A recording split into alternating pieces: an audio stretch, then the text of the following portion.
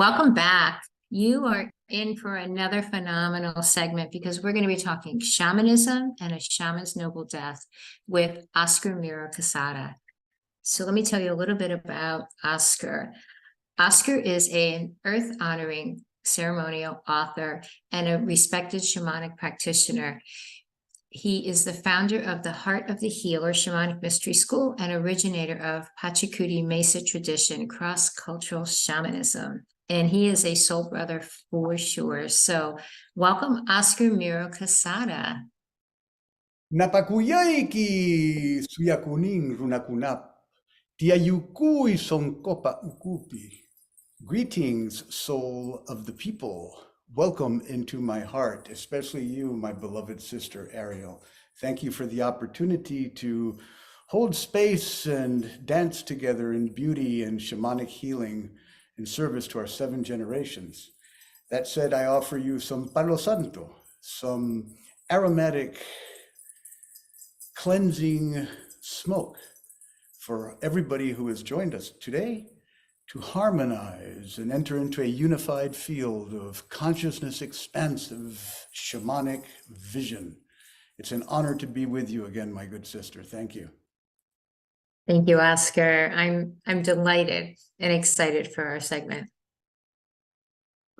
So as I held up your book, Shamanism, Personal Quests of Communion with Nature and Creation, today what we're going to talk about, or what you're going to share with us, is going to be about a shaman's noble death. So can you explain that? Explain what a noble death is, please.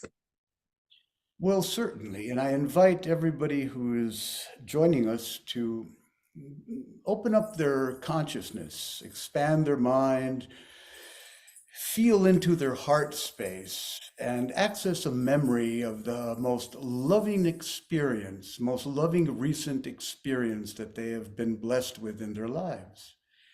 And to use that feeling, that emotion of unadulterated, unlimited, loving presence as a portal, as a passageway and a bridge into understanding what a noble death is. For in shamanism, we understand that a prerequisite to the awakening of one's dormant potentials, either as a healer, as a seer, as a guide, or as basically an ally of the great work, requires a letting go, a releasing of one's ego mind, of one's narcissistic tendencies that, of course, have a very important purpose when we are adolescent in terms of defining our identity, but after a while get in the way, because when we enter into a life that is only concerned about self-gain and personal reward, it limits our ability to become part of a much larger field of evolutionary potential that humankind is in desperate need of now. In other words, when we just live for ourselves, we forget that ourself is much more than our individual identity. It is a child of creation's dreaming as a whole. And in shamanism, being a hollow bone requires a death of that which is no longer necessary, that which is obsolete in our lives. Those attachments, those yearnings for recognition, for approval, for control, all of those cravings need to be looked at for what they are. And through shamanic apprenticeship and initiatory processes, we are gradually introduced to moments in which we denied love either to ourselves or to others or to the world at large. And we realize where we constrict ourselves and lack compassion.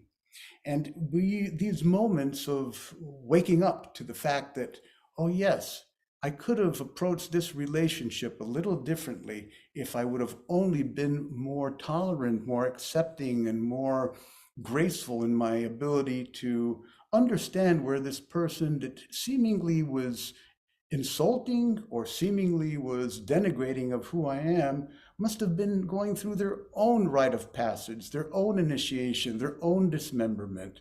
They must have been suffering deeply to act in that manner.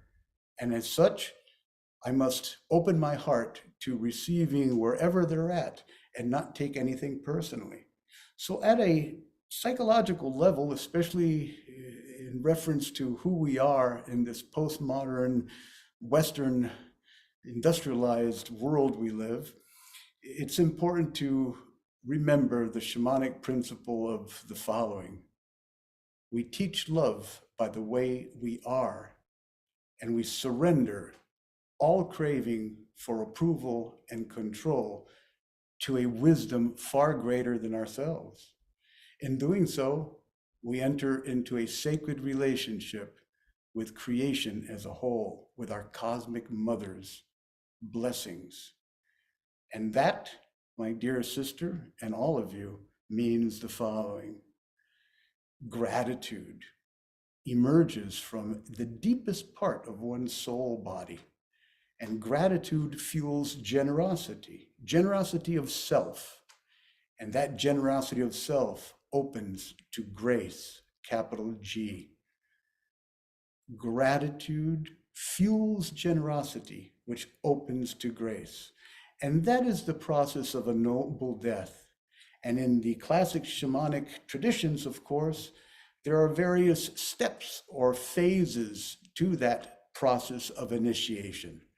And if necessary, to become a hollow bone, we must surrender that experience of control and open to the divine. For it is much like the heroine or hero's quest that is so popular in fables and legends and great spiritual epics. That cyclical birth and death and rebirth process that involves such deep transformational experiences of personal renewal and unlimited self-discovery. And it all begins with waking up. So the first step in a noble death is realize that you're sleepwalking, that life is living you instead of you living life. And that when you wake up to that fact, that you are just an automaton, you are on automatic rather than on self-reflective living, things change very quickly.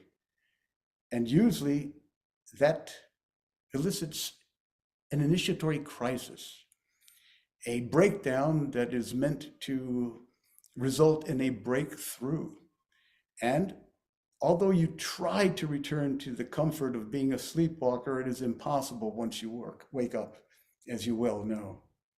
And from a Western perspective, of course, because not many of us have the opportunity to truly be apprenticed in a traditional tribal indigenous context, such as the honor that I had in my experience as a youth and young adult, we need to find groups and nurturing environments, communities dedicated to earth honoring practices and ritual healing artistry and the service to our 7 generations. And remember that this is a process of profound ego annihilation, of radical identity dissolution, and a complete letting go of one's attachment to socially conditioned sense of self.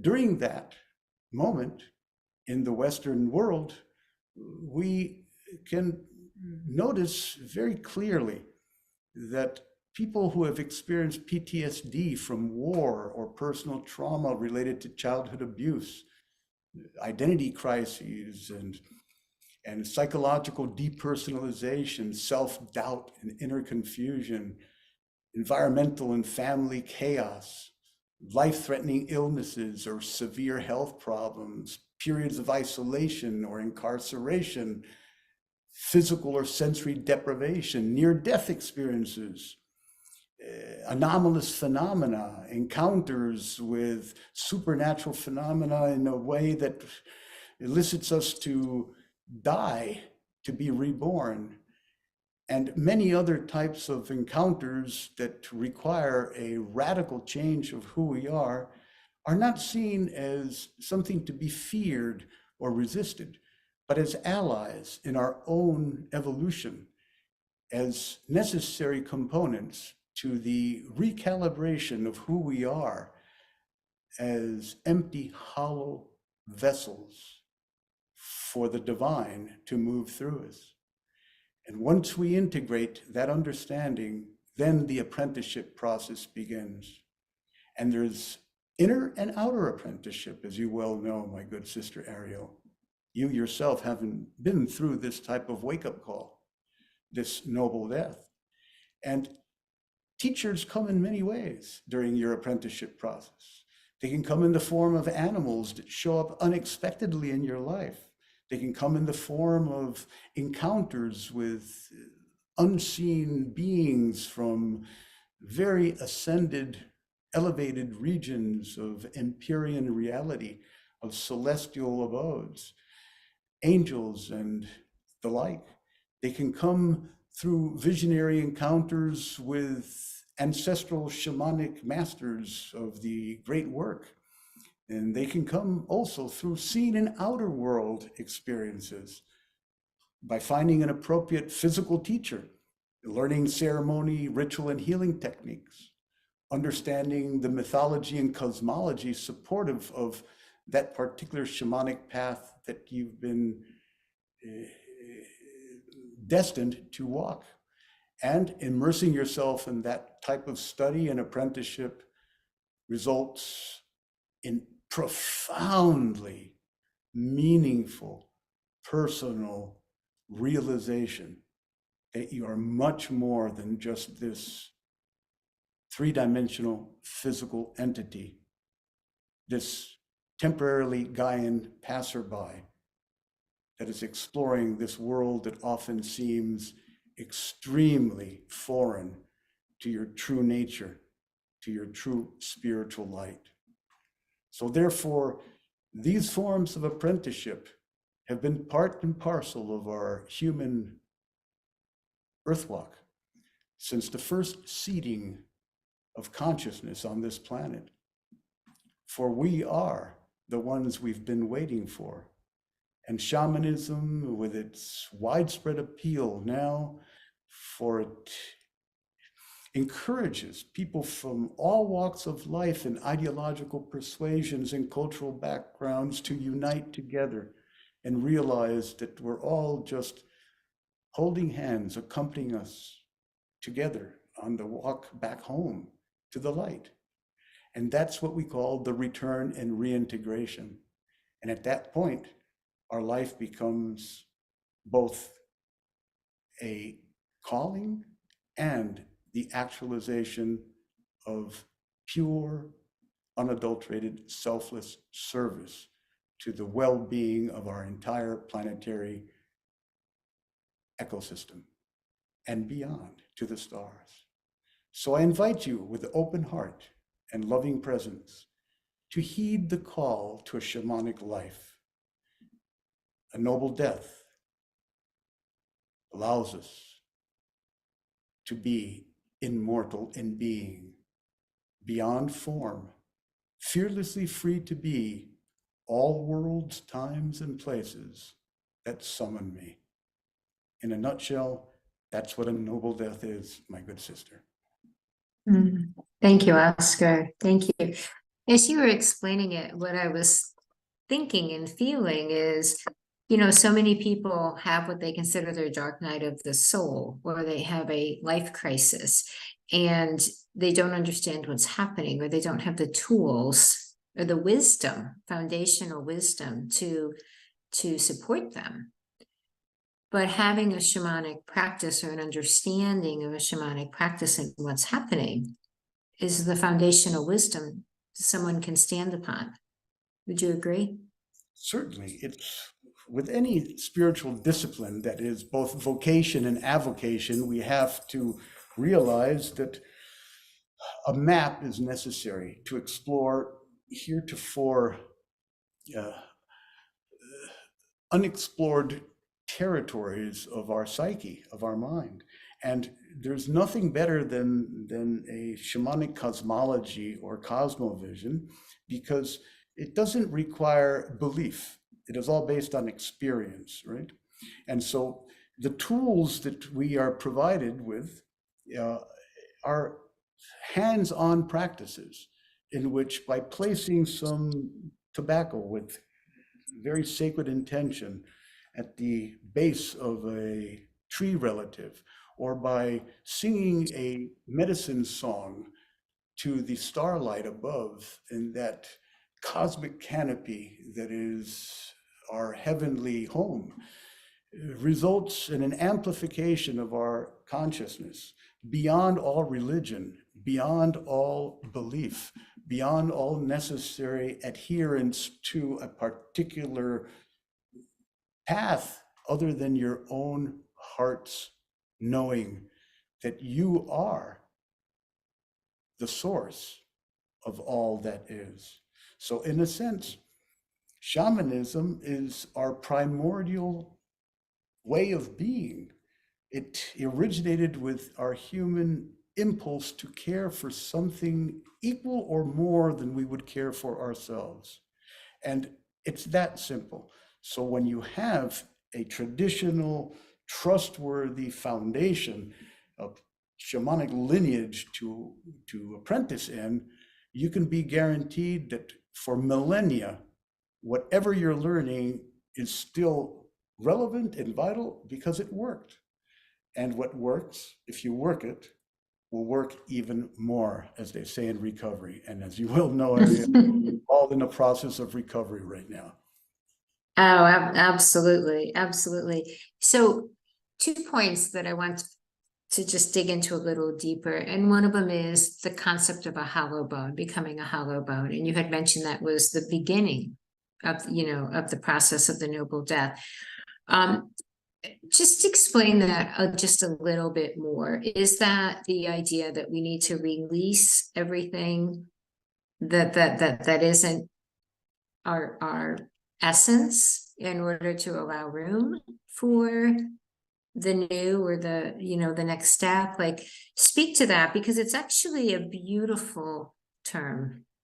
Yes. If it can be in a death process, becoming a hollow bone is actually, I think, a beautiful expression. The hollow bone notion is shared by shamanic tribal peoples across the world. And it involves the recognition that to allow the divine, to allow Great Spirit to use you as an instrument, you must be empty. You must let go of your attachment to an identification of yourself as Oscar or as Ariel, as a publisher or as a shamanic healer, and allow yourself to be used as the arms, the heart, the legs, the body of the cosmos, of the entire ineffability of the great originating mystery who we are. So the best way I could express this would be to invite everybody to close their eyes, bring your awareness to your breath, please. Allow your breath to be effortless and natural through the nose at your own tempo, your own pace. Relaxing your shoulders, your arms, your body as a whole, just letting go. And bringing your awareness to your crown, to the top portion of your head. And as you do so, imagine the inside of your head as an empty, hollow void. As if you were looking inside of the cranium of a skull and a skeleton. No physical brain, just empty, hollow void.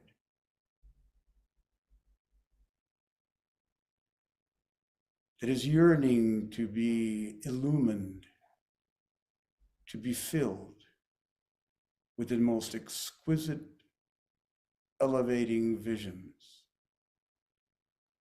of your true nature as light. So within that empty, hollow, dark space, you see a flickering flame that increasingly grows in its radiance, filling your higher mind, your spiritual consciousness with vision, with beauty, and with healing light.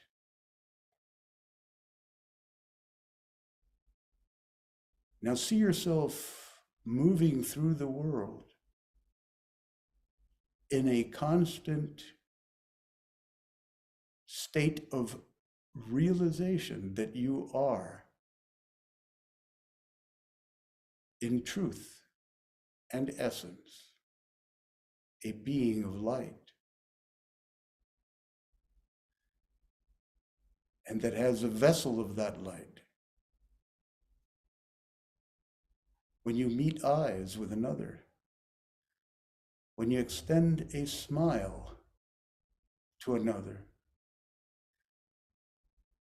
when you meet the world with all its pain and sorrow and dissonance from a place of luminous, loving presence, you are being a hollow bone for your true essence as divinity to fulfill its destiny of being one with the all. That is, my beloveds, what it means to be a hollow bone in shamanic practice and living. Exhale all the air from your lungs. Hold on the exhalation. Slowly take a deep breath through the nose, bringing your left palm over to your right shoulder, your right palm over to your left shoulder. Retain the breath, hold, crystallizing this experience in every fiber of your being, and in Aini, in sacred reciprocity with the source of this experience, blow forth, release your breath into the heavens. 1, 2, 3.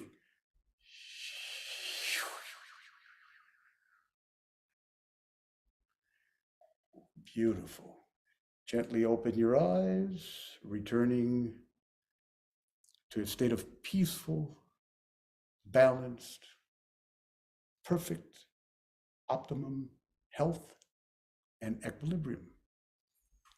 That is being a hollow bone.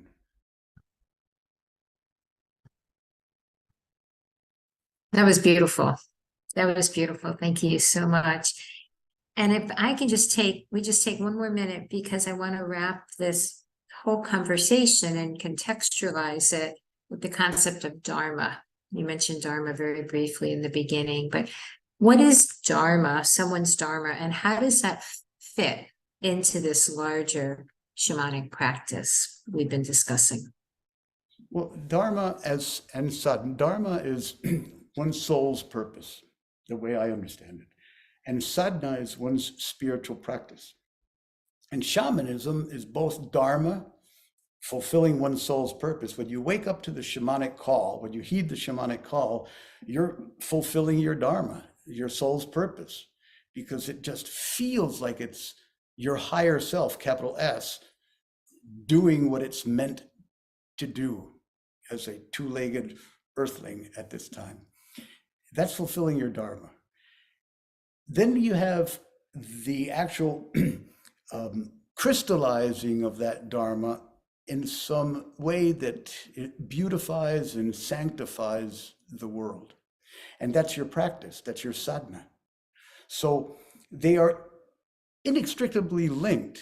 Your spiritual practice and your soul's purpose are one and the same.